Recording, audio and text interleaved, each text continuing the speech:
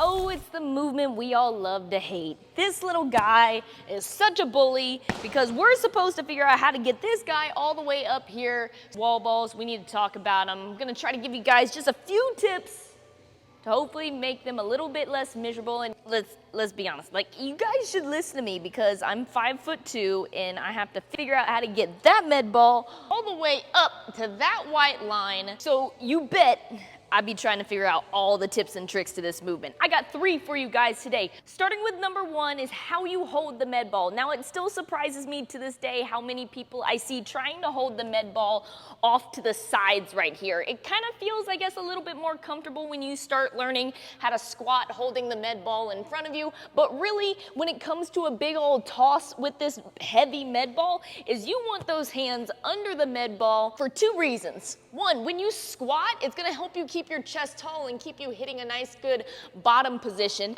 And we know the better the bottom position, the better your jump is gonna be. And also, with my hands on the bottom of the ball like this, I can get a nice little flick of the wrist. Look at the flick of that wrist. Nice little flick of the wrist. Flick of that wrist. I can kind of use the last little inch I get from my fingertips to toss that guy up there.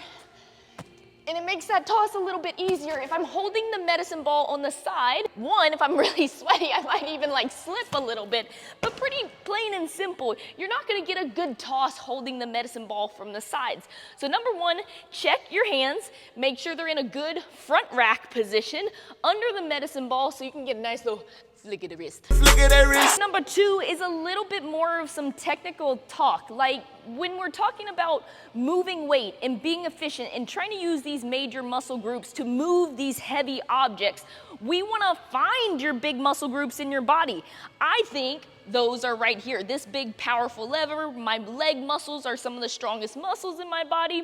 I see a lot of athletes lacking the technique side of this movement in that they're trying to throw the ball way too hard with your arms instead of using a powerful hip extension. The same way we would extend on like an Olympic lift and move a heavy barbell is the same way you want to think about moving this medicine ball. So when I'm getting really fatigued, I try to remember, finish my extension first or get my legs all the way straight before I toss with my arms, so I can get those big muscles moving this heavy object. Obviously, if I'm doing a type of workout that requires more arms or more legs, I might change up my technique a little bit to be like more conservative on one muscle group than another. But overall, to be efficient, you want to think about making sure I'm getting the most out of my range of motion to move that heavy object. And for this movement of wall balls, I see a lot of people trying to rush to toss the ball, and they're just using a lot of arms.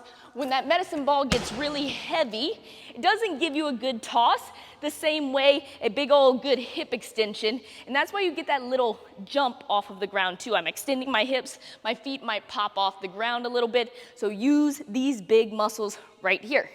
And finally, tip number 3 is the one that just makes me laugh all the time. Everybody's reminding you to breathe on wall balls. And of course, yeah, we do have to remember how to breathe. Every single movement you do has a breath to it. And that, we've talked about it before. I actually have a video on breathing if you guys want to check that out. The rule is when you're breathing, you take your breath when you come off tension. Now let's think through what we do on a wall ball. I'm squatting, I'm on tension. When I toss the ball and basically, the ball is in the air, things are weightless, that's my opportunity to take a breath. So sometimes when I get really deep into these grindy workouts with wall balls in them, you can hear me breathe, and every time I toss that med ball, you hear me go, So I'll try to do a few reps for you guys and see if you can listen to where I'm breathing on these wall balls. Good squat, hit that target.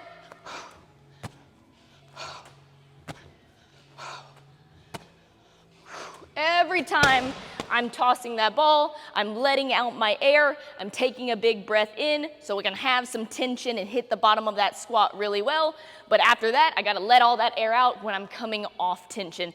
That can also help you solidify a nice, good rhythm in this movement that's not the most fun to do. We all know if you can find a good rhythm, it makes the movement a lot more comfortable. So, wall balls, yes, they're wall balls. They're gonna burn.